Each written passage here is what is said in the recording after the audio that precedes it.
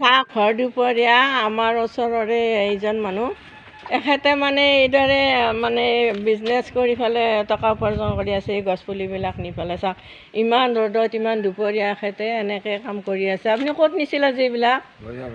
বজাৰত নিছিল। বিক্ৰী হ'লনে হোৱা নাই? হা, বেছি ভাল হোৱা নাই। এনেই এখেতে কিন্তু আমাৰ ইয়াতে এইবিলাক কৰিছে, কাৰণ তেখেতৰ অলপমান ঠাইৰ অভাৱ কাৰণে আমাৰ মাটিতে গোটেইখিনি কাম কৰি আছে। কৰক বাৰু, মানুহ চলিব লাগে মুঠতে। আমাৰ ইয়াতেও খেতি কৰি কেনে লাগিছে? হা, নিজৰ নিচিনা কৰি আছে, একোতো অসুবিধা পোৱা নাই? গতিকে একো অসুবিধা পোৱা নাই। আপোনাৰ নামটো কৈ দিয়ক একবাৰ। হা, চাওক নামটো তেখেতৰ।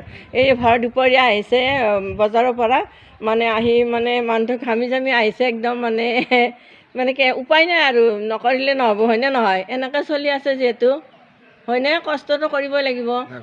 এইখিনি কষ্ট নকৰিলে খাব ক'ৰ পৰা? গতিকে চাওক কিমান কষ্ট কৰি এই ঠেলাখন চলাই পেলাই মানুহজনে খাই আছে। গতিকে মানুহে কৰ্ম অবিহনে মানুহৰ একো নাই, কৰ্ম কৰিব লাগে। আচলতে চোৰ ডকাইত এইবিলাক কৰিব নালাগে, নিজ কৰ্ম নিজ হাতেৰে কৰ্ম কৰক আৰু আপোনালোকে চলি যাওক। এখেতে তাকে আদৰ্শ দেখুৱাইছে মানুহক যে দুপৰীয়া ৰ'দ বতাহ বৰষুণতো এখেতে এইদৰে কৰ্ম কৰি খাই আছে। গতিকে সকলোৱে কৰ্ম কৰি খাওক, ভালে থাকক।